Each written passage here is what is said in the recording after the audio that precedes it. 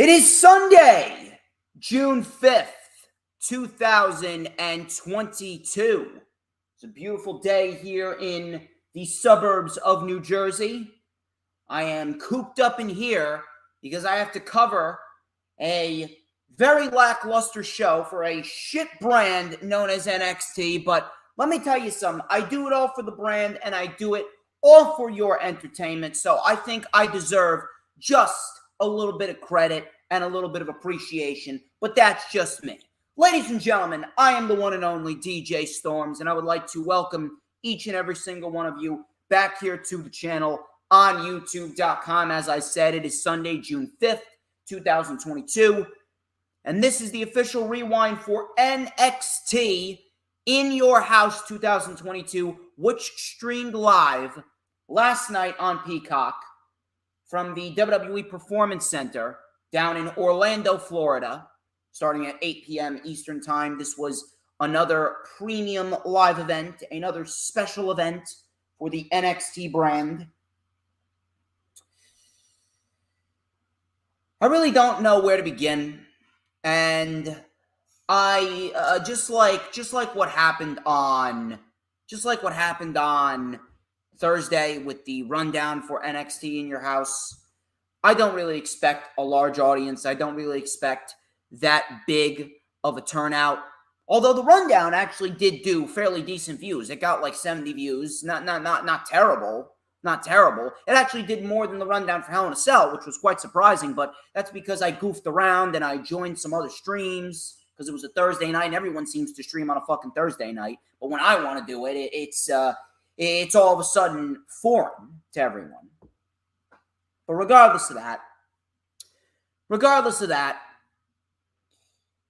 I don't want to shit on the show. I don't want to come on here and complain. I really don't, because there's some really great talent on the brand.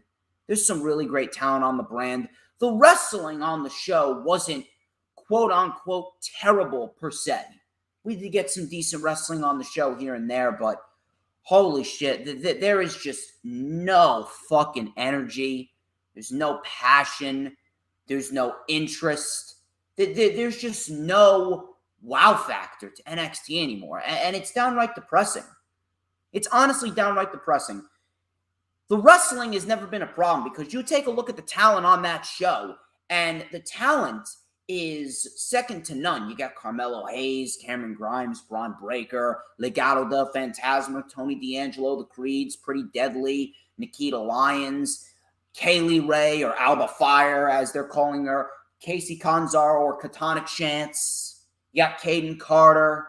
You got Io Shirai, who, by the way, I do have news on Io Shirai. Apparently, she is out with another injury, according to Fightful. I don't know what this injury is. I'm not sure when she sustained it, but apparently it was obtained during the Fatal 4-Way match at NXT Stand and Deliver. I don't know how long she will be out, but if I'm going to be quite honest with you, I would not be surprised if Io Shirai, whether she's injured or not, and whether she comes back in a quick fashion or not, I wouldn't be surprised if Io Shirai is on the chopping block. And if Io Shirai gets fired, holy shit, if she goes to AEW's women's division, that's it right there. And that division is fucking set.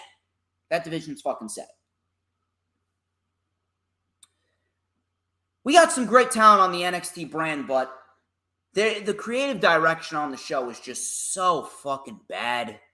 If this is their way, if this is their method to attracting young viewers, then they've already fucking failed. Young people make fun of this shit. The young people make fun of this shit. Seriously. People who are younger than me make fun of this shit. AEW is going to be the promotion that attracts young viewers. And don't give me the shit that it's mainly for the 18 to 49 demographic. You can't tell me that if you're a kid growing up and you watch that you won't be hooked, that you won't want to grow up loving what AEW is doing. Please, don't give me that bullshit. People make fun of this shit. And I don't even believe I'm going to say this, but this is actually worse. Whatever NXT is doing right now, this current version of NXT, this current vision for NXT is actually worse than the original NXT, the game show NXT, if you remember that. where Titus O'Neil was tripping all over himself, carrying kegs of beer, or we had Brian Danielson, giving away merchandise for free and cutting promos, shitty promos, talking about flowers. Justin Gabriel was in there. That version of NXT was bad, but this version of NXT makes the game show version of NXT look like black and gold. And I'm talking about when NXT was at its peak, 2017, 2018, 2019, even towards the beginning of 2020. The outcomes on the show, very, very questionable. And it almost seemed like every single fucking match on the show had some shenanigans going on in it. It was a very main roster-esque show. It was a very main roster feel, a very main roster vibe to the show. And that's never a fucking good thing. Hell in a Cell. I'm actually more interested in Hell in a Cell than I was going into NXT in your house. And that's fucking sad. Impact has more buzz around it than NXT. If you can fucking believe that. And no one watches Impact. No one gives two fucks about Impact. Yet Impact has more buzz around it than NXT. That just goes to show you how fucking dead this brand is.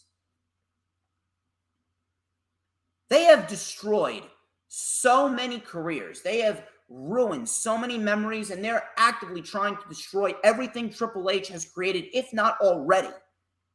It's almost all gone. It's almost all gone. They're looking to erase the history of Triple H next. They're making Braun Breaker the main star. They're making Mandy Rose the main women's attraction. They're going to make Pretty Deadly and the Creed Brothers the main tag team attraction. Wendy Chu is prominent on NXT television. We had fucking Andre Chase doing his Chase University shit. It's nothing but tits and ass in the women's division.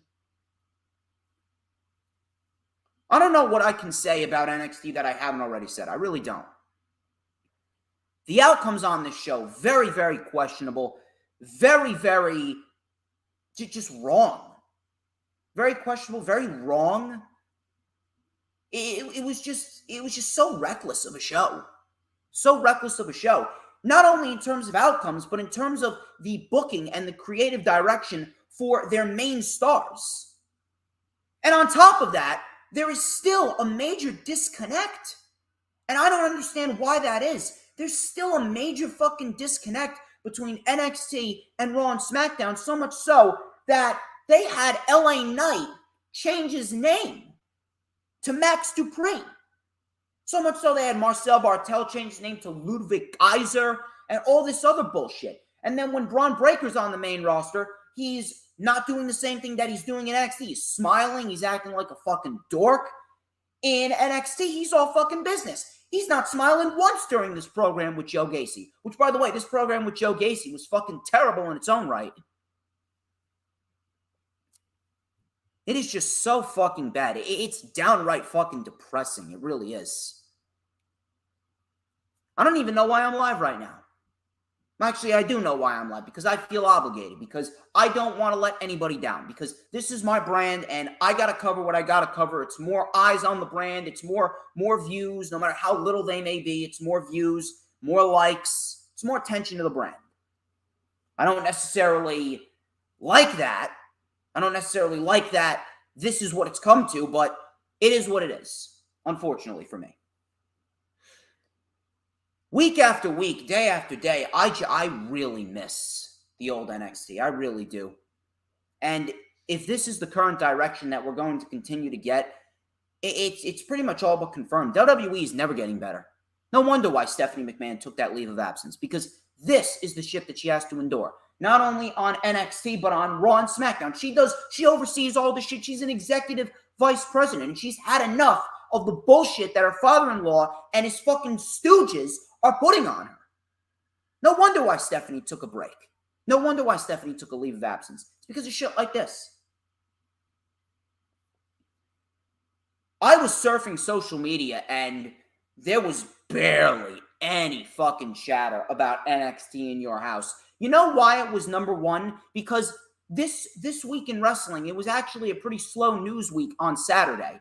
Everything mainly took place on Wednesday and Friday. Everything took place, and Sunday. Everything took place with AEW. But then on Saturday, it was kind of a come down day. Nothing was going on. That's why NXT in Your House was trending number one, because there was nothing going on Saturday. But there was little to no buzz around this show at all. No one was talking about the show. More people are talking about Hell in a Cell. More people are talking about what Seth Rollins and Cody Rhodes are doing on Monday Night Raw going into Hell in a Cell than they were NXT. Now, Cody Rhodes he was injured at a house show. I don't know how true that is. I don't know if it's a work, just like the MJF thing. I don't know.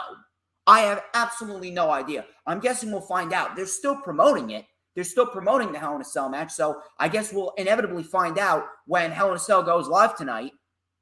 We'll have to wait and see. But NXT, there's no buzz, there's no passion, there's no care, there's no excitement. It's a legitimate dead brand. NXT is just there. This show was just there. No one gave a shit about it. And it doesn't matter how good their shows can be. It doesn't matter whether or not they put on a show that was as good as NXT Stand and Deliver or not. Because at the end of the fucking day, no one is going to give a single fuck. No one's going to give a single fuck. No one's going to care. No one is going to get invested in NXT, and the ratings are going to continue to sink. Rampage has more buzz around it than NXT. Whether you want to admit it or not, no matter how many times you tout the low ratings for Rampage, Rampage gets more attention and traction, and Rampage is talked about more than NXT. Get that through your fucking thick skulls, please.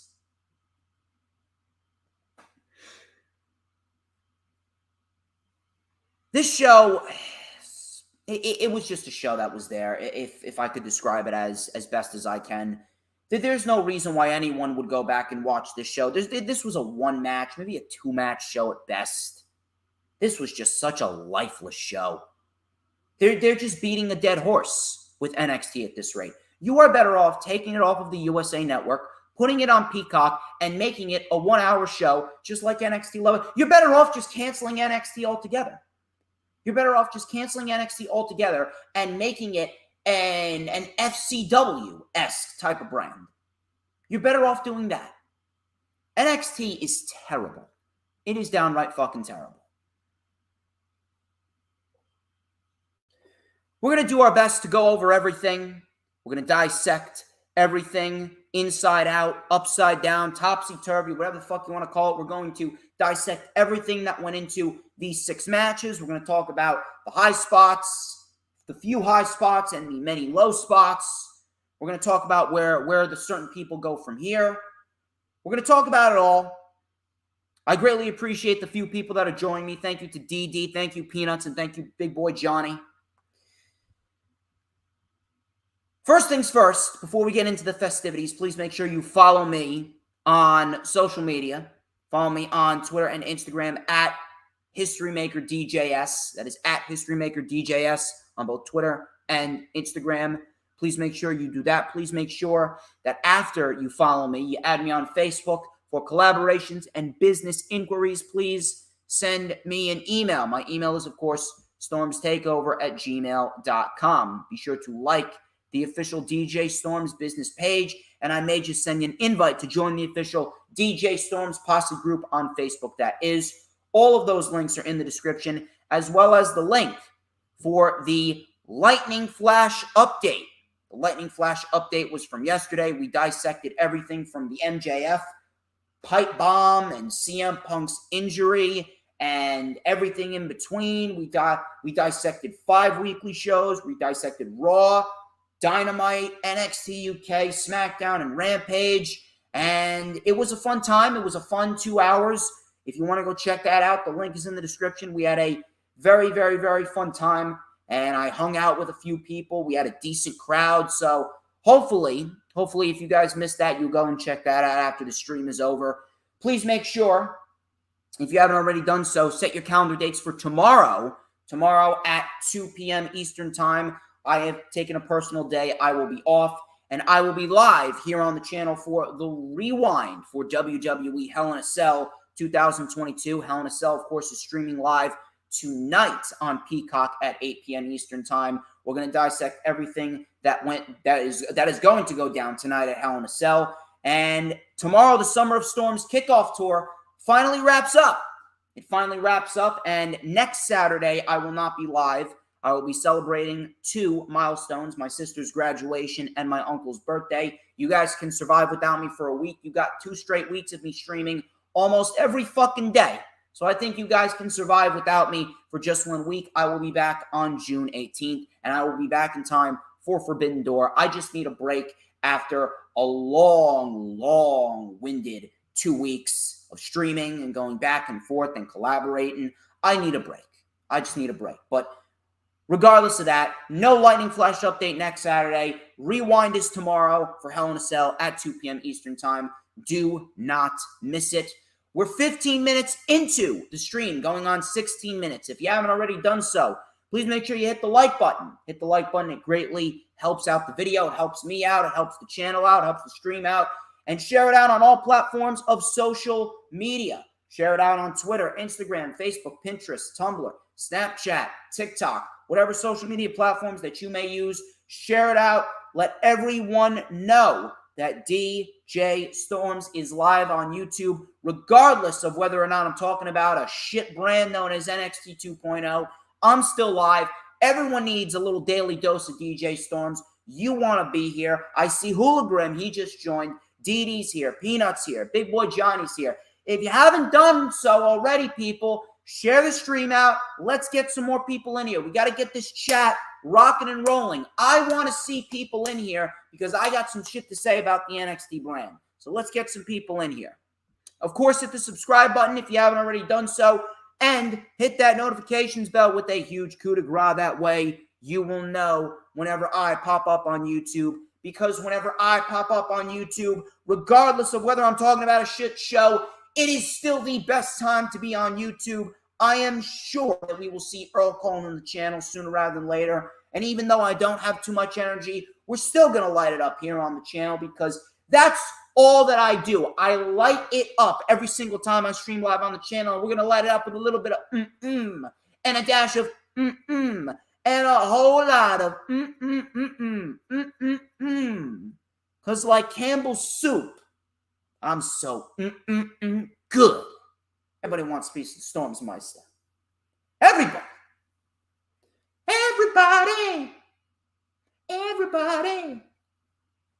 Gotta have a little fun.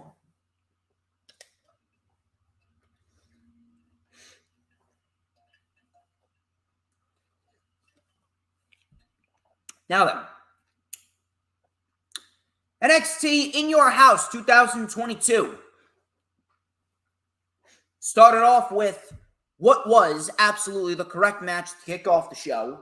It was Legado del Fantasma. This is Santos Escobar, Cruz del Toro, the former Raul Mendoza, and Joaquin Wilde. They took on Tony D'Angelo and his family. Tony D'Angelo was accompanied by Channing Stax Lorenzo and Troy Two Dimes Donovan. Crowd was heavy into Legado here. And I would say that this was probably the second best match on this show overall. They picked the right match to kick off the show. Crowd, like I said, heavy into Legado. So Del Toro and Wilde, they were in control early on. Stax then came in with a very nice diving uppercut. This was actually the chance for Stax and Two Dimes to prove that they belong there. And I would say they didn't do too bad for himself. That was the biggest takeaway that I got from this match. Stax and Two Dimes, they didn't do too bad for themselves. And I think they could be pretty solid NXT Tag Team Champions if they are just given the time to grow and mature and become better as the months turn into years. So Stax, like I said, coming in with a very nice uppercut. D'Angelo and Escobar got into it. They had a very nice back and forth. We got a big brawl early on. Legado del Fantasma was isolated, or they isolated Two Dimes, excuse me. We had some nice triple team offense. Del Toro was then sent to the floor. He was then isolated, and he was stopped. He was stopped from making the tag. Tony D'Angelo and his posse, they stomped away in the corner on Del Toro. Del Toro was on the receiving end of a very nice necklock suplex by Tony D. We then had a backbreaker elbow drop combination by Stax and D'Angelo, very nicely done. Del Toro eventually got the tag, Escobar lit up D'Angelo with a very nice enziguri, springboard, axe handle. We had a double dives by Wilde and Del Toro. We had a suicide dive by Santos on D'Angelo. D'Angelo was then put on the top. We had a little bit of miscommunication where both Escobar and D'Angelo fell to the floor off the top turnbuckle. Very, very sloppy right there. It was a little sloppy, a little botchy here and there, but ultimately it turned out to be a very fun match. So Del Toro and Stacks got into it. Del Toro with a very nice springboard drop kick. 2 dimes with a beautiful lariat. 2 dimes was then taken out. We had a Russian leg sweep enziguri combo. 2 dimes just saved the match. Crowd was chanting, "This is awesome." All 6 men faced off. We had 1 big melee. We had a double lariat by D'Angelo and Santos. Elektra Lopez. This ending was so fucking convoluted. This is what I've been talking about. Too much shenanigans going on. This ending was overly convoluted. So Elektra Lopez gave Santos brass knuckles. D'Angelo got a crowbar. The ref was distracted by Del Toro, I believe. Wilde then took the crowbar from D'Angelo. He went to hit D'Angelo with it, and Stacks threw D'Angelo out of the way and threw himself into the fire. He got knocked out with the crowbar. D'Angelo took the brass knuckles, and he knocked out Wilde. Stacks was then pushed into the cover by 2 dimes. Very sloppy-looking cover. And Santos Escobar and Legado del Fantasma take the loss here as D'Angelo's team gets the win. And the stipulation was whoever lost had to join the winner's familia. So now, Legado del Fantasma is now a part of Tony D'Angelo's family. I don't understand that stipulation. That stipulation seems very, very, very odd. Very weird. I don't understand why we needed to have Legado del Fantasma join Tony D'Angelo's stable. Where is this going exactly? If anything, it should have been losers leave NXT. And Legado should have lost. We should have gotten the same outcome because Legado, they're more than ready for the main roster. We should be getting Legado on the main roster, fighting guys like Ricochet and the Street Profits and the Mysterios and the Usos. We should have Santos fighting Theory and Ali and Ricochet and Rollins. That's where Legado del Fantasma should be. Legado del Fantasma is above this brand. Many people on this brand are above the brand. I don't understand where this is going to. I don't understand why Tony D'Angelo and his posse couldn't have just sent Legado away. This was the right outcome. This should have happened. Tony D'Angelo is one of their future pillars. He's one of the 4 pillars of NXT 2.0. But at the end of it all, why did we need the stipulation to be, okay, the losers join the other team's family? What is Legado del Fantasma exactly going to do for Tony D'Angelo? Is this going to play out the same way that the LA Knight Cameron Grimes storyline played out last year with Ted DiBiase? I don't know. I don't know what the deal is. I don't know where this is going. And to be quite honest with you, I really don't care. I really don't care. I don't care because ultimately this feud is being dragged out way too long. This feud has been dragged out for 2 months now. This should have been the end, and this should have been the scenario in which Legado del Fantasma had their swan song and they were getting called up to the main roster on SmackDown, where Legado del Fantasma could have been contenders to the Usos, and Santos could have been a contender to Ricochet. Stupid. Stupid fucking stipulation. Made absolutely no sense why the stipulation needed to take place. Now, the match itself was fun. The match itself was very fun. Sloppy at points here and there, but it was a very fun match. And that was pretty much it. Just a fun little 6-man tag team match. And Tony D'Angelo's team, the right team, won. And Stacks and 2 Dimes, they didn't do too bad for themselves. But the whole stipulation was just fucking retarded.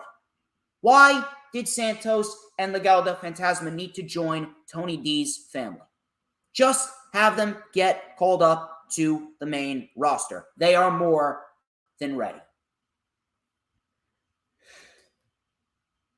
Katana Chance and Caden Carter, they took on Gigi Dolan and JC Jane for the NXT Women's Tag Team Championships. The NXT Women's Tag Team Championships are just as worthless, if not even more worthless, than the WWE Women's Tag Team Championships. I don't understand why they are still a thing. I'm not sure why they were even created. Oh, wait a minute. I know why they were created, because Triple H had to create them when he was there in charge, because Vince McMahon would never allow a main roster team to lose to an NXT team, and the NXT team would hold the WWE Women's Tag Team titles. It's not like you treat them well anyway. There's no fucking plans for a Women's Tag Team title tournament. So why do you even have those titles? Never mind the NXT Women's Tag Team titles. Fucking stupid. Toxic Attraction. Toxic Attraction is the main priority in the NXT Women's Division, or lack thereof, an NXT Women's Division. And if this match didn't prove it, I don't know what would prove it. Now, the match itself was not horrible. I've seen worse. I've seen much worse. And I'm going to chalk it up to a timing issue. A timing issue with Gigi Dolan and JC Jane. And the reason why they have timing issues is because they barely even fucking wrestle. Toxic Attraction barely even fucking wrestles. The only woman that actually knows where to be, what to do, and how to do it is Mandy Rose. And that's because she had 4 years of experience in the WWE on the main roster before she was sent back down to NXT to become the main priority over there. So at the end of all of this, Gigi Dolan and JC Jane, they are not benefiting from this because they are not getting enough time to actually work on some reps, get comfortable in the ring, get their timing down, and they're not having enough time to actually work with their opponents to put on a decent fucking match. Now, the match itself was not the worst match I've ever seen, but towards the end, it was very, very botchy. Very, very clunky. The timing and the miscues, they were so apparent. Very sloppy towards the end. I don't know what the fuck happened here. And again, I'm chalking it up to Gigi Dolan and JC Jane's timing. And the reason why their timing isn't good is because they barely fucking wrestle. How can you get your timing down correctly when you barely fucking wrestle? All Vince McMahon and Bruce Pritchard care about when it comes to the women's division is tits and ass. All they care about is big jugs and a big fucking booty. So at the end of the fucking day, where is there room for actual competition? Where is there room for competition and improvement? There is none. And it's quite sad because at the end of it all, Mandy Rose, Gigi Dolan, and JC Jane, they're not the best women's wrestlers, but they're serviceable in the ring. They can get it done when you actually give them the opportunity, but they're never given the fucking opportunity. They're never given the fucking opportunity. All they care about is sending these three women out there wearing skimpy outfits, trying to make all the teenagers to young adults who are males in the crowd and at home hard. That's all they care about. That's not right. And that's not right. Look at what Ruby Soho, Toni Storm, and Britt Baker and Jamie Hayter did this past Wednesday. Look at what they did this past Wednesday. That match was the same length of time as this match was. And what happened? Crowd was chanting, "This is awesome." And you know why? Because you give those women an opportunity to go out there, get reps, and they put on great matches because they are familiar with their opponents and they got their timing down correctly. So at the end of the fucking day, you get a great match. You don't get a great match with these two teams. And that's not a shot at Katana or Kayden. Kayden Carter, she's improved leaps and bounds. So is Katana. Both of those two women have worked their asses off to get better year over year. And I was going into this saying they should be winning the NXT Women's Tag Team titles, even though it doesn't really mean anything in the end, because the titles are worthless and they're going to have no competition, just like Toxic Attraction. But I said that it would be long overdue for them. It would be long overdue for them. That didn't happen.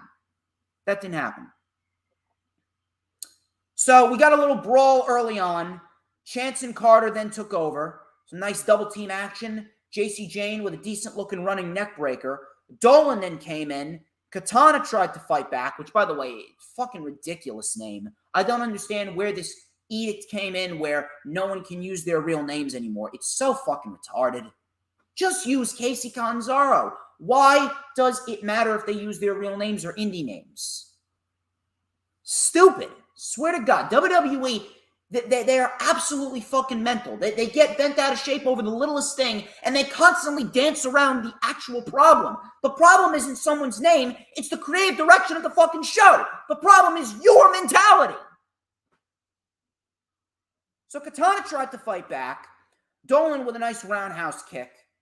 Katana was isolated. We had a rebound Hurricane Rana by Carter and Chance, which was very, very similar to Private Party's silly string. That didn't look bad at all. Carter then came in with a drop kick splash combination and then a roll through super kick for a 2, which looked very nice. JC Jane with a rolling elbow, tagged to Dolan. She had a question mark kick for a 2 count. Carter and Chance with a backbreaker backbreaker double stomp combination for a 2. We had a double kick to Dolan. Chance, Hurricane Rana, Jane, off the top onto Dolan. Very close near fall right there. So far, the match was going very, very smooth. So Dolan took out Carter. Chance was then sent to the floor. They hit the toxic shock. All of a sudden, Carter, she shoved Dolan into Jane to save the match. And the count was broken up. Caden Carter then with a super kick and then an RKO to Jane on the apron, which looked nice. Chance and Dolan had a chop off. We had a nice leg sweep by Katana Chance and then a very botchy standing shooting star. It was a move that Mark Quinn does this move. Mark Quinn, he stands on top of his opponent's back and does a standing shooting star off their back onto them while they're still in a prone position. Katana tried to do that, and Gigi Dolan completely botched. She completely just dropped before Katana even connected with her. Didn't even look like it connected. Very, very bad looking move right there. We had a neckbreaker 450 combo. Jane saved the match by pulling Caden Carter out. Katana was then sent into the apron. JC Jane then punched Carter through the ropes off of a roll-up. And then Gigi Dolan with a very sloppy-looking German suplex. And Toxic Attraction retained. Caden's shoulder wasn't even down all the way, but the ref still counted it anyway. I'm not sure if they're going to work that into a story now or if that was part of the finish. I didn't think it was part of the finish, but clearly a very botchy-looking German suplex. I don't know what happened towards the end, but clearly I'm chalking it up to the timing issue between JC Jane and Gigi Dolan. It wasn't the worst match I've ever seen. I actually prefer this match over what Charlotte and Ronda Rousey did at WrestleMania, that's for sure. But this was easily one of the worst matches, probably the second worst match of the night. And again, this just goes to show you how much the NXT women's division has fallen from grace. And Caden Carter and Katana Chance, they didn't win. Why didn't they win? Because Toxic Attraction is their main priority in the women's division. Tits and ass are their main priority in the women's division. If it wasn't obvious before, it's absolutely obvious now. What's going to happen? I don't know. To be quite honest with you, I don't even know if there are any other tag teams in the women's division other than Katana Chance and Caden Carter to take those titles from Toxic Attraction. And to be quite honest with you, I don't think they're going to be losing those titles at all this year. I think that they're just going to become props. If anything, I would have those titles retired. But that's never going to happen. That's never going to happen because WWE would never do that because then they would be admitting that Sasha Banks and Naomi were right in what they did, placing the main roster women's tag team titles on the desk of Johnny People Power 5 packs of cigarettes and then walking out. Not a horrible match, but I didn't give a shit. I really didn't give a shit. It really wasn't anything of note. I love Caden Carter. I love Casey Catanzaro, Katana Chance, but this was very, very botchy towards the end, very clunky. If I was to pick one match that didn't belong on the show, it would have been this match. I would even say Mandy Rose and Wendy Chu didn't even belong on the show. This show would have been better with no women's matches. That's how bad the NXT women's division is. That's how bad it is. I'll tell you what was not a bad match, though. I'll tell you what was actually the best match of the entire show. Carmelo Hayes and Cameron Grimes. This is for the NXT North American Championship. Easily the best thing on the show. These two are so fucking good. These two are phenomenal at what they do. It is unbelievable how good they are. Both of these two are way too good for this brand. Both Grimes and Hayes are way too good for this brand.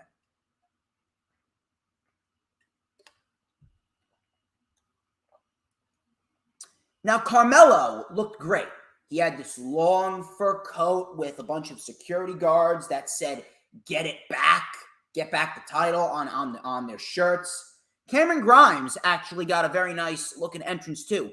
He had a platform, a descending platform that looked like a rocket ship. And on the Titantron, they had a backdrop of the moon. So rather nice entrance for Cameron Grimes right there. Now, the match itself was excellent. It went about 16 minutes. If there was one match that I would highly encourage you to go back and rewatch, it's this match. This match was awesome. The outcome was not so awesome, but the match itself was great. So,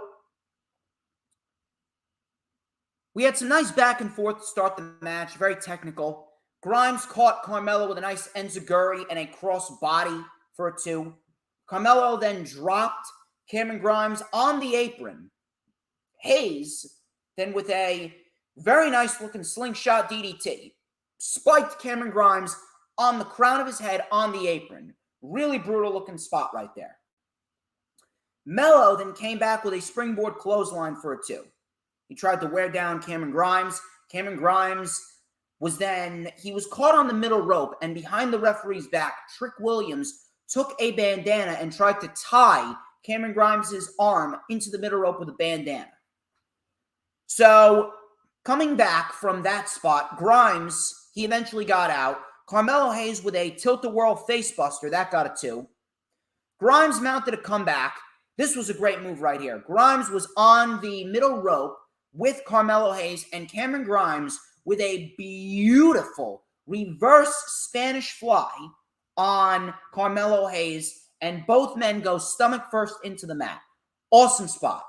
Cameron Grimes then with a Hurricane Rana, a big PK, and a beautiful spinning side slam in the ring. That got a 2. Grimes caught Mello with a super kick, but Carmelo grabbed the ropes to break up the count. Cameron Grimes with a Superman punch. Mello held onto the ropes as Grimes went for the reverse Rana. Carmelo Hayes saved himself. He hit a very nice looking code breaker on Cameron Grimes. That got a 2. Cameron Grimes and Carmelo Hayes hit the ropes, and Cameron Grimes hit a beautiful reverse Spanish fly, standing Spanish fly, and that got a very close 2 count. I love Cameron Grimes' offense. Cameron Grimes' offense is just so fucking good. He's legitimately the hick version of AJ Styles. He is so underappreciated, so undervalued. People need to start respecting Cameron Grimes a lot more. He is so fucking underrated. The guy can fucking work. Every single time he steps into the ring, he puts on a fucking banger. He's legitimately a combination of AJ Styles and Bryan Danielson. He is phenomenal. So Grimes came back with some stiff kicks, and then he finally got the Poison Rana. We had a beautiful Tope Con Hero by Cameron Grimes. Another great spot. Cameron Grimes in his offense is absolutely flawless. Beautiful Tope Con Hero over the top, taking out Carmelo Hayes and Trick Williams. Back in the ring, Trick Williams, he tried to get involved. More shenanigans here. Trick Williams tried to get involved. He held Cameron Grimes' leg on the apron. Cameron Grimes delivered a cave-in to Trick Williams on the apron. He was taken out.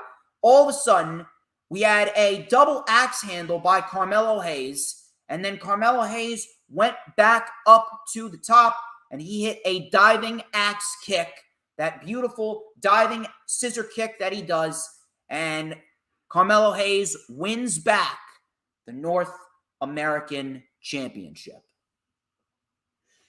Like I said, easily the best match of the night. I would highly encourage you to go back and rewatch this match. Easily the best match of the night, but in terms of an outcome, holy shit, this was the wrong outcome. Why did you even bother giving Cameron Grimes an NXT North American title reign if he was only going to hold it for 2 months? Cameron Grimes barely even got started with the North American Championship. Carmelo Hayes, honest to God, right now is above the NXT North American Championship. Why are you straddling him to one fucking title?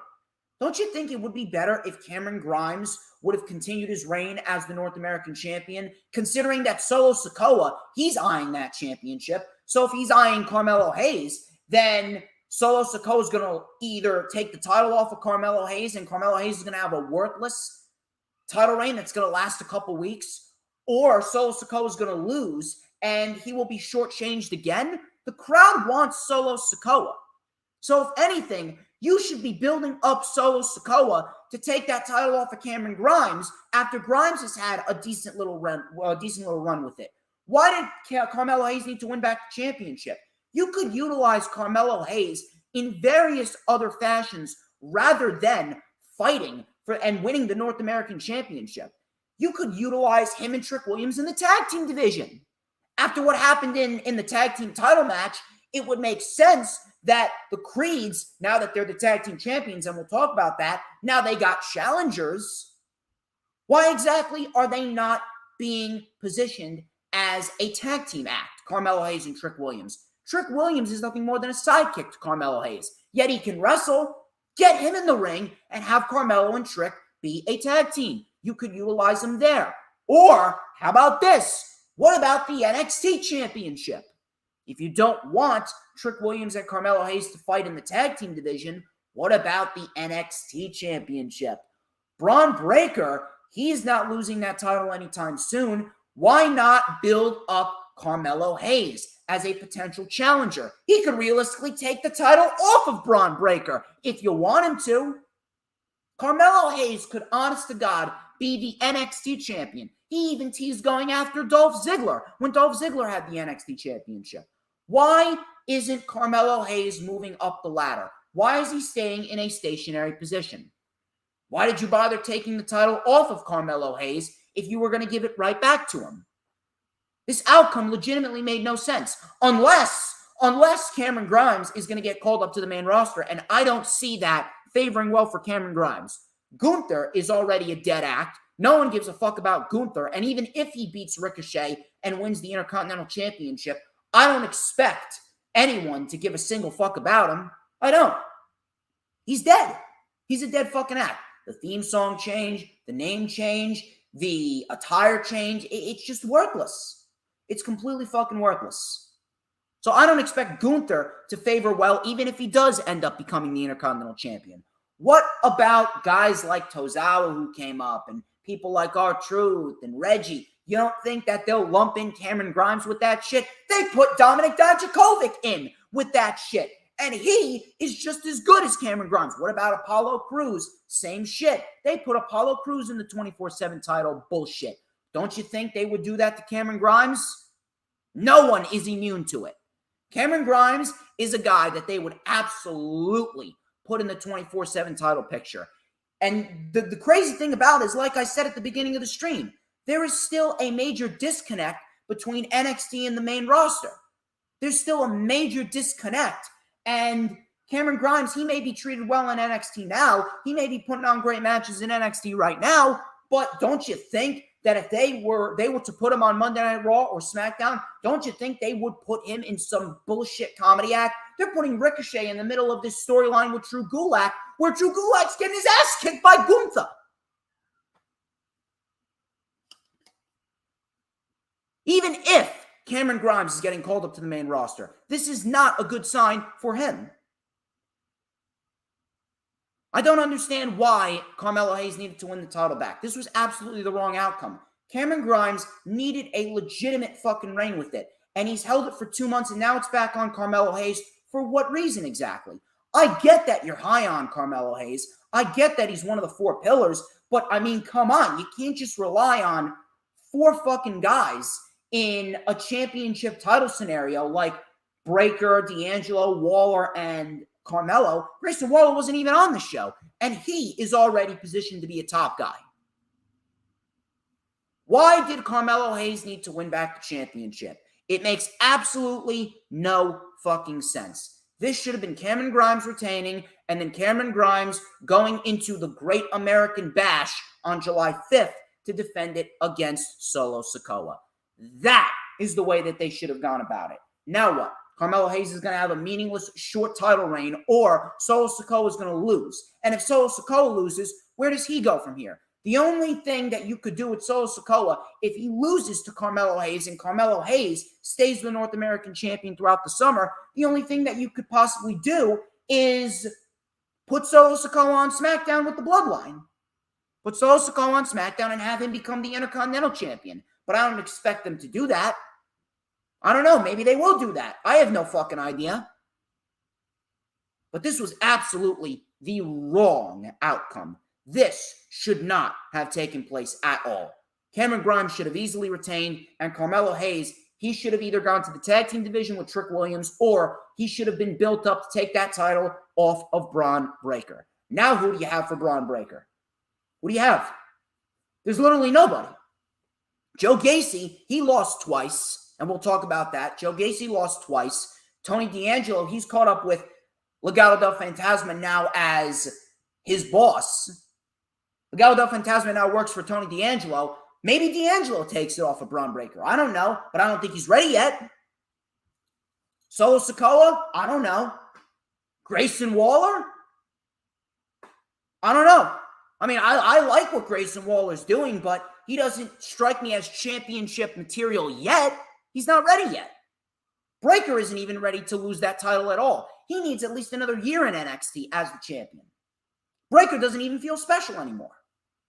We'll talk about that as well.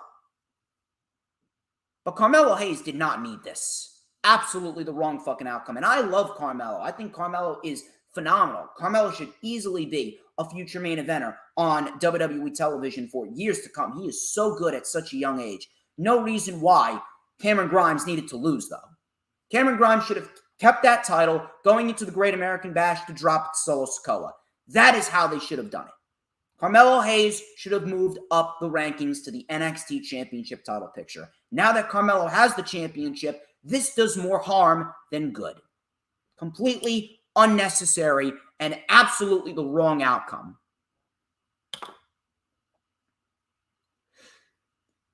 Mandy Rose versus Wendy Chu. This was a fucking comedy show. This was easily worst match of the night. One of the worst matches of the entire year. Not as bad as Charlotte and Ronda. That's still number one. But I'm putting this at number two. As one of the worst women's matches of the year. I'm putting this at number two. Second worst women's match of the entire fucking year. This was bad. This was a fucking comedy show if I've ever fucking seen one. And I actually made some comparisons between Wendy Chu and Orange Cassidy. Wendy Chu makes Orange Cassidy look as legit as Roman Reigns. That's how bad her character is. And for anyone that's going to say, well, why are you a fan of Orange Cassidy, but you're not a fan of Wendy Chu, dude? Orange Cassidy, A, is better in the ring than Wendy Chu. Number two, Orange Cassidy doesn't wrestle in a fucking onesie. And number three, Orange Cassidy is not all comedy. Wendy Chu is all fucking comedy. If anyone actually believes Orange Cassidy is nothing but a comedy act, you are sorely fucking mistaken. You clearly need to get your brain checked out. Orange Cassidy actually has a certain level of seriousness about him. Wendy Chu does not. I don't understand how anyone could take Wendy Chu seriously when she wrestles in fucking pajamas and slippers. She had a fucking entrance in which she was in a fucking bed with a fanny pack dreaming about becoming champion. This was I wanted to drive my head through a fucking car windshield. And on top of that, she's still playing jokes and hijinks before the match even began. She's trying to use a slingshot and shoot beanbags and little stress balls at Mandy Rose during the announcements. And I'm looking at this like, this is a fucking championship match right here? This was a comedy show. This was a bad comedy show. This was horrible. So Mandy Rose obviously saw that Chu was trying to use a slingshot and Mandy Rose attacked Chu before the bell. Rose didn't look half bad. Mandy Rose actually looked very good in this match. If there was one positive about this match, Mandy Rose looked good. Mandy Rose with a very nice fall-away slam on Chu. Rose tried to wear down Chu. Mandy with a jumping clothesline. She was just toying with Wendy Chu. Rose with a nice reverse gut-wrench suplex. This was actually the first time that I actually got to see Mandy Rose wrestle. And I'm talking about in a one-on-one capacity. Mandy looked good in this. I will say that. So we had some very sloppy-looking roll-ups. I legitimately wanted to turn it off right then and there. Very sloppy-looking roll-ups. Garbage transitions. Chu with a weak-ass looking clothesline. Chu's offense is just so fucking bad. Really. So, Chu with a cartwheel elbow into the corner. Probably the best looking thing that she did. Cartwheel elbow into the corner. We had a sliding drop kick by Chu. Mandy Rose then hit a very nice spine buster on the ramp. Chu made it back into the ring before the count of 10. Another spine buster by Mandy Rose. Rose, this was even more pathetic. More shenanigans, more hijinks. Rose ripped Wendy Chu's pillow. And Chu became unhinged. I don't know what the fuck is the significance of the fucking pillow. It's a fucking pillow. You're fighting for a championship, and you actually get pissed off because Mandy Rose ripped up your fucking pillow, and there's feathers all over the ring and shit. This was atrocious. Absolutely atrocious. So, Chu became unhinged because Mandy Rose ripped up her fucking pillow. Chu locked in a sleeper hold. Mandy Rose ended up getting to the ropes. Chu then with a full Nelson slam. She went up to the top and she went for a diving elbow, but Rose yanked her off the top. Rose then hit a bicycle knee, and Rose, thankfully, thank God, it went 12 minutes. 12 minutes too fucking long. Rose retains the NXT Women's Championship. This was easily the worst match of the fucking night. Wendy Chu's character is fucking horrible. And if you find enjoyment in it, holy shit, you must be mentally retarded right down to the very last letter. You are a mentally challenged stooge. This was horrible. Nothing but a bad comedy show. Wendy Chu and her offense is terrible. The only positive, like I said, is that Mandy Rose looked halfway decent. And Mandy Rose won. Mandy Rose won. I expected her to win. And you know why? Because I have a feeling that they are looking to make Mandy Rose the longest reigning NXT Women's Champion of all time. If Mandy Rose was not slated to be the top woman, and she was not slated to be a woman in which she's going to hold that title for a long, long time, then she would have lost that title months ago. She did not. Mandy Rose is holding on to that championship as far as I can see. And I would not be shocked at all. I would not be shocked in the slightest if Mandy Rose ends up breaking Asuka's record. Asuka held that title for 523 days. Mandy Rose is already halfway there. She's already halfway there. What's stopping WWE from having her go the full year and a half? Nothing. They're looking to erase everything Triple H created. And I would not be surprised if Mandy Rose is slated in the plans to beat Asuka's record. She's going to hold that title all the way through 2023. And at the end of it all, we will be looking at Mandy Rose as the longest reigning NXT Women's Champion when it's all said and done. I bet on it. I fucking bet on it. I wouldn't be surprised if they release Asuka after that. They can't afford to release Asuka, but this company don't give a single fuck. They don't. They don't.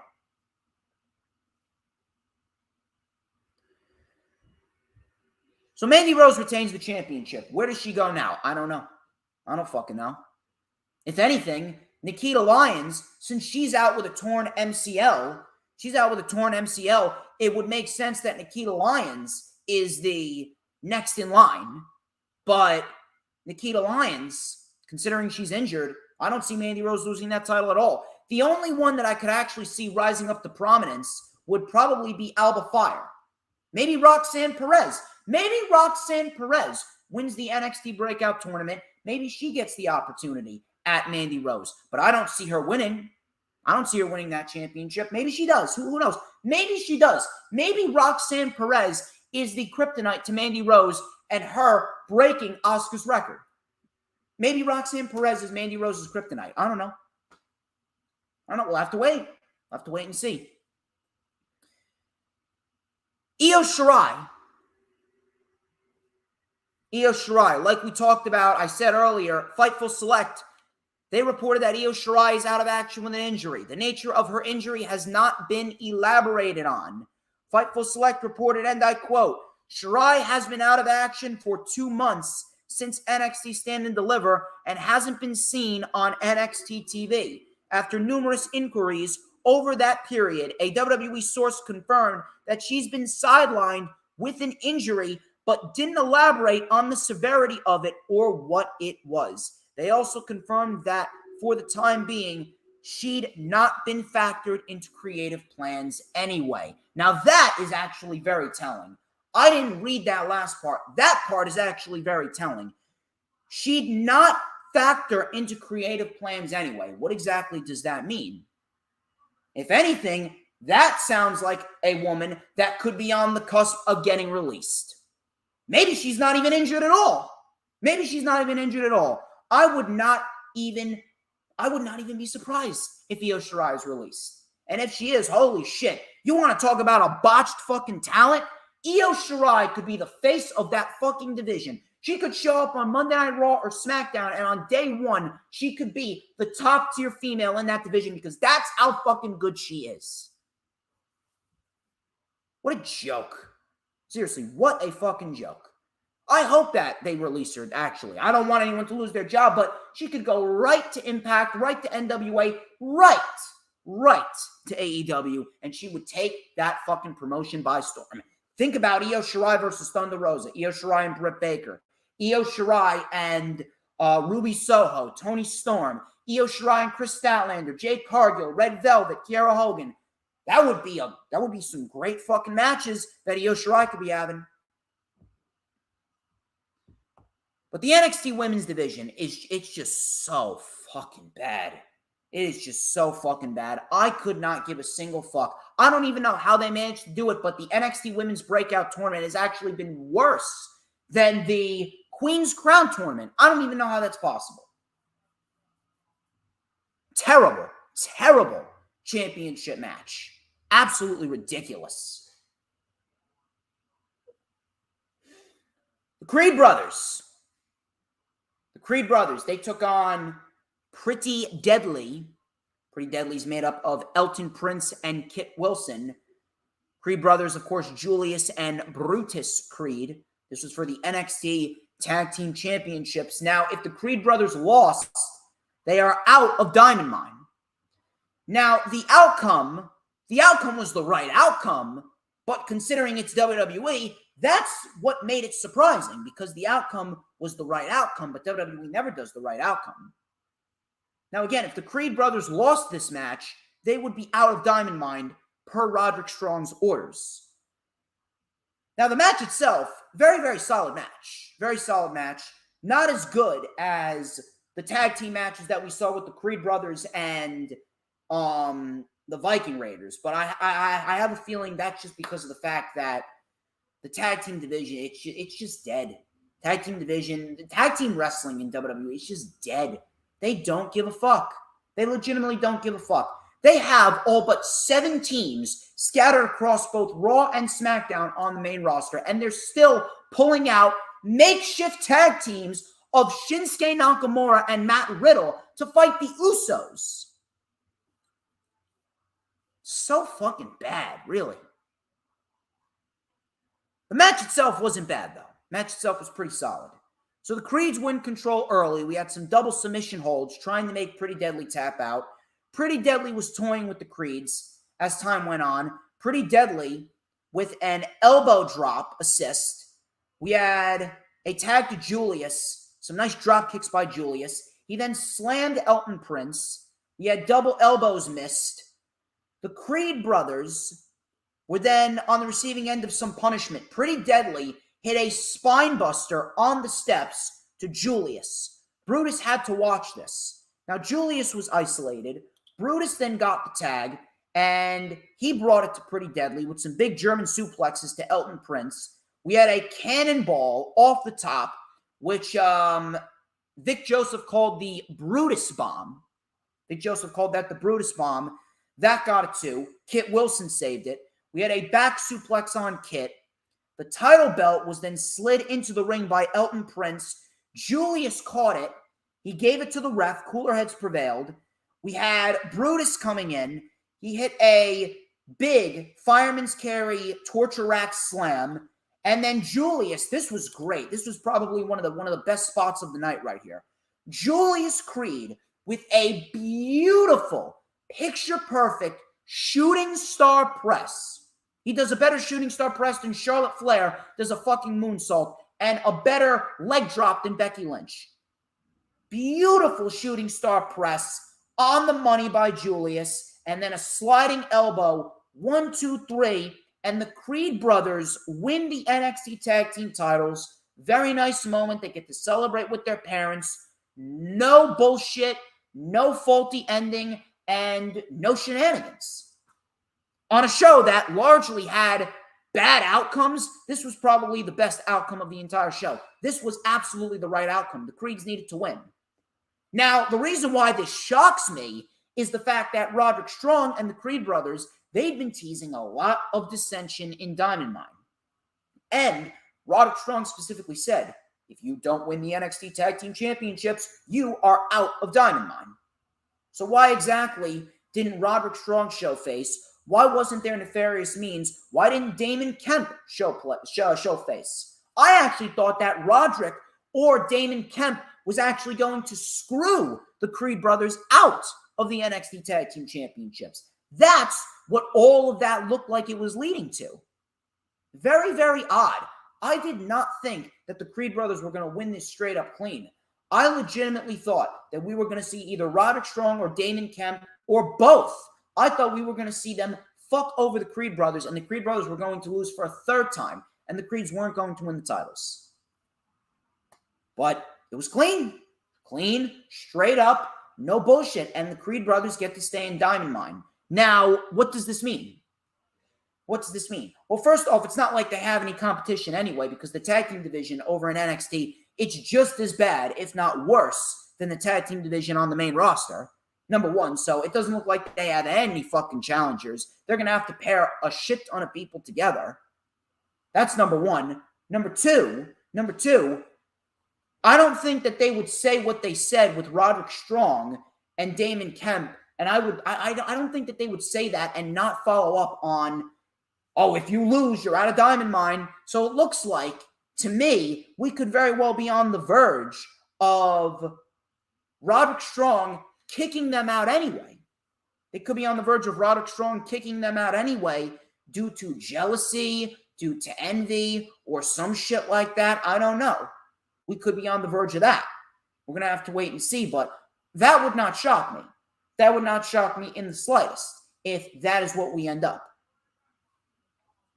But the Creed brothers, solid tag team match, and the Creed brothers got the win. Creed brothers got the win, so good on them. Good on Julius, good on Brutus, and I'm happy for them. Happy for the Creed brothers. They finally won the tag team titles, and we'll see what happens. Maybe on Tuesday, I guess we could very well see Roderick Strong and Damon Kemp kick them out of Dynamite anyway. Who knows? But Creed brothers, they win the tag team titles, and they get to stay in Diamond Mine. Tuesday, July 5th, NXT The Great American Bash is back, which is probably the next time I will end up covering NXT. Because, quite frankly, I could not give a shit about NXT, and I'm actually even contemplating not even covering the special events. I really am. It's a waste of time. Really is a waste of time. Main event, and I'm happy that we got through this fairly quickly because, again, I really don't want to talk about this for too much longer. Main event was Braun Breaker. Braun Breaker versus Joe Gacy for the NXT Championship. If Breaker gets disqualified, he will lose the NXT Championship. I've said it once, I'll say it again. The stipulation of if said individual gets disqualified, he loses his title. That stipulation is among the worst stipulations in the entire fucking wrestling industry. That is worse, maybe just as worse as the standard 10-man tag with no rhyme or reason. That's just as worse as the beat the clock challenge, lumberjack matches. It's just so fucking corny. It makes the individual that is at stake, it makes the individual that has to try not to get disqualified look like a fucking dork. It legitimately makes him look like a fucking dork. We do not need any more instances in which we are reliving what Damian Priest was before he joined the Judgment Day. We do not need Incredible Hulk Damian Priest. We don't. That stipulation is among the worst stipulations. Top 5, top 3 in the wrestling industry easily. That stipulation should never, ever, ever be a thing ever again. That shit needs to end immediately. So right then and there, the stipulation fucking sucked. Another thing that fucking sucks is the booking of Braun Breaker.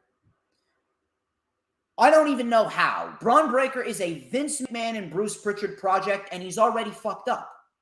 There's no hype around Braun Breaker. And a lot of that has to do with the fact in which he lost to Dolph Ziggler. I don't understand why you gave the title to Dolph Ziggler only for Braun Breaker to win it right back. Here's the thing that is so mind-boggling to me.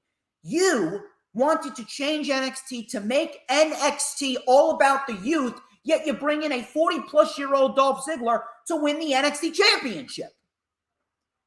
That loss at Roadblock when Dolph Ziggler pinned Ciampa in that triple threat match between himself, Breaker, and Ciampa to win the championship, that fucked up all of Braun Breaker's momentum. Then he didn't even win the title back at Stand and Deliver, and we go from Braun Breaker losing at Stand and Deliver to ultimately winning it back on the Raw after WrestleMania. And then he enters this horrendous program with Joe Gacy, in which many people have looked at Joe Gacy as nothing more than a carbon copy of Bray Wyatt. I have seen so many fucking people say, oh, Bray Wyatt 2.0, Bray Wyatt 2.0. There's no creativity. There's no creativity. Zero creativity whatsoever. And I can't even explain to you how bad this program was. Braun Breaker has looked like a fucking schmuck. He's looked like a stooge. He's looked like a complete fucking stooge throughout this entire program with Joe Gacy. I don't know how, but Braun Breaker may already be fucked up. He hasn't even been on NXT television for a year, and he's already fucked up. I do not see the same Braun Breaker that I saw that won the NXT Championship from Tommaso Ciampa back at New Year's Eve in January. This is a much different Braun Breaker. This is a worse Braun Breaker. Not in terms of his in-ring perspective, but in terms of his creative booking. This was not the right way to go about Braun Breaker. And Braun Breaker, I don't even know what they have to do to fix him. I don't even know. And he's certainly not ready for the main roster yet. He's certainly not ready. He needs at least another year in NXT. He certainly needs another year in NXT. Joe Gacy, like I said, nothing more than a carbon copy of Bray Wyatt. I don't even know where Joe Gacy goes from here. It's bad enough that he was talking like Bray Wyatt, that he was smiling like he was acting like Bray Wyatt. Now you're booking him like Bray Wyatt. Talks a big game, and he does nothing but lose. He does nothing but lose. Where does Joe Gacy go from here? Where does Joe Gacy go from here? I don't fucking know. I don't fucking know. If I'm going to be quite honest, I could not give a single fuck. I couldn't give a single fuck about where Joe Gacy goes from here. Joe Gacy, as far as I'm concerned, he's already hit his ceiling. Joe Gacy's already hit his ceiling, and Joe Gacy, he'd be better off completely taken off of television. We need the old Joe Gacy back. We need the Joe Gacy that came in the NXT Breakout Tournament. We need that Joe Gacy. Enough of this wrestling in a fucking suit. Enough of this Bray Wyatt cosplay. We do not need any of that shit anymore. Now, the match itself, it was a fun match in the end, but holy fuck, was this overbooked. This was overbooked as if I've ever fucking seen a match. There is a difference between a good type of overbooked and a bad type of overbooked. For example, a good type of overbooked. Do you guys remember Johnny Gargano versus Adam Cole at NXT TakeOver New York, WrestleMania 35 weekend? You remember that? Remember how great that show was? That was one of WWE's, if not WWE's, best show of the entire modern era. That show rivals WrestleMania 17. That's how good that show was. What did we get in that main event with Johnny Gargano and Adam Cole in a 2 out of 3 falls match for the NXT Championship?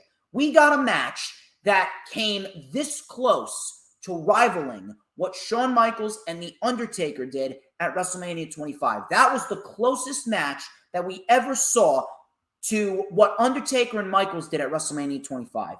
Gargano and Cole gave us an instant fucking classic that I still go back and rewatch. That match was fucking unbelievably good. And part of it was because we had the Undisputed Era coming out and trying to cost Gargano, taking out Gargano behind the referee's back, doing a total elimination. Gargano was then trying to attack the Undisputed Era, and he was taking them on all by himself. That was a good type of overbooked. This was a bad type of overbooked. This was not good in any sense of the imagination in terms of a booking perspective. Now, the crowd was into it. The crowd, they popped for some moments. Braun Breaker, he wrestled just fine. Joe Gacy, he wrestled just fine. We had some decent bumps in this match. Joe Gacy, he worked his ass off. Braun Breaker, he's a good worker as well. But at the end of the fucking day, this was overbooked as fuck. Overbooked as fuck. And this is a match that not many people are going to go back to rewatch. So the Druids, the fucking Undertaker Druids were out there with Joe Gacy. Braun Breaker took a steel chair. Obviously, teasing. Oh, is he going to do it? He's going to get disqualified. So Gacy came back with a knee and a leaping neck breaker. Gacy transitioned from a roll-up into a sleeper hold. Braun Breaker fought back. Joe Gacy hit a very nice Uranagi for a 2. He's even wrestling like Bray Wyatt. Breaker tried to mount a comeback with a couple of shoulder tackles, a big spine buster. He hit a beautiful Tope Con Hero over the top on Joe Gacy. So Braun Breaker, he did wrestle a good match in terms of an in-ring perspective. Braun Breaker then took out a Druid. The referee attended to the Druid like a fucking idiot. The referee, the Druid came into the ring. The Druid came into the ring. I'm going to look at the Druid. While there's a match going on over here. Oh, Druid, Braun, why did you bring the Druid into the ring? Oh, God, hey, Druid, are you okay, Druid? Like a fucking idiot, the referee, attending to the fucking Druid. Gacy then tried to pull an Eddie Guerrero. He hit the chair on the mat, threw it at Braun, and then he just fell down. So he tried to pull an Eddie Guerrero. The referee was about to disqualify Braun Breaker, but another official came out and prevented the current one from disqualifying Braun Breaker, and he explained the situation. Why exactly is this just happening now? Why exactly does it happen here, but all the other times that shit happened, it never fucking happened? Makes absolutely no sense. But Braun Breaker was not disqualified. Braun Breaker with a shoulder tackle, sending Gacy. This was actually a great spot right here. This was a great spot. Braun Breaker with a shoulder tackle sent Gacy off the apron, flying through the air, and he crashed right through the announce table. Now, that was a great spot, I will say. Nasty bump. Props to Joe Gacy for taking that bump. Breaker then got back into the ring, hit the diving Steiner Bulldog. Joe Gacy then kicked out. Gacy then took the chair, and he gave it to Braun. He's like, hit me, Braun, hit me, Braun. Braun then gave it to the referee. And behind the referee's back, while the ref was putting the chair down, Joe Gacy with a low blow to Braun Breaker. Yambag City. He rolled up. Braun Breaker to Joe Gacy. Breaker just kicked out. Breaker then took the chair. And he was teasing. Oh, my God, I'm going to hit you. Oh, we're going to get disqualified. Like a fucking, his stipulation is so fucking overplayed. It's so fucking cheesy. Oh, I'm going to hit you with the chair. So he hit the Druid with the chair. The Druid was on the fucking apron. He hit the Druid with the chair. Gacy, this was actually a good spot too. I will say this. This was a good spot. Gacy went for the handspring lariat, and Braun Breaker with a beautiful spear countered to the handspring into a military press power slam, and Braun Breaker retains the NXT Championship. 1, 2, 3. And that is how NXT in your house goes off the air.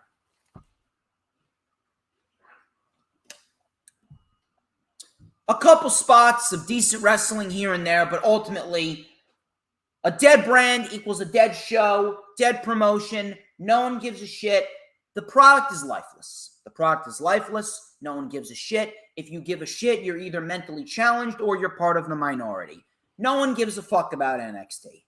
The show, no one is going to rate it higher than a 3 or 4. And if you do, clearly you are a brainwashed dick rider. Clearly. And yet people want to call me a dick rider because I like AEW television. AEW is a better show. AEW puts on a great show. NXT puts on a shit show. That's the truth. It's not very hard for you to understand. If you don't like that, you can suck my Italian sausage. You understand? Not a show that I would recommend to go back and rewatch, except if you're going to watch Carmelo Hayes versus Cameron Grimes.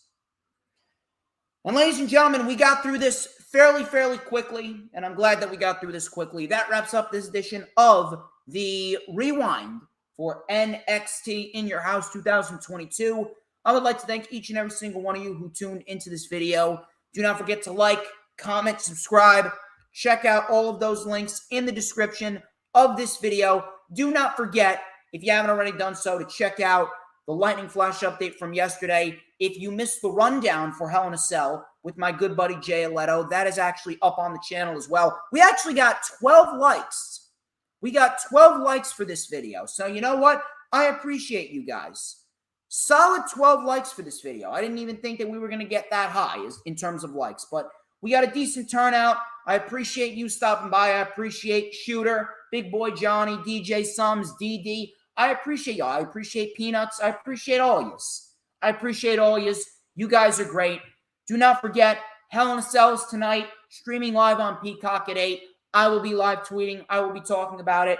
I will also be live one last time to cap off the Summer of Storms. The Summer of Storms kickoff tour, which of course is tomorrow. Tomorrow at 2 p.m. Eastern Time is the Rewind for WWE Hell in a Cell, streaming live on YouTube right here. Do not miss it. We're going to talk about everything that goes down tonight. And of course, I will be off next week as I do need a break. I need a break. I'm spending the day with my sister. It's her graduation. And of course, my uncle because it's his birthday. Family first, I always say.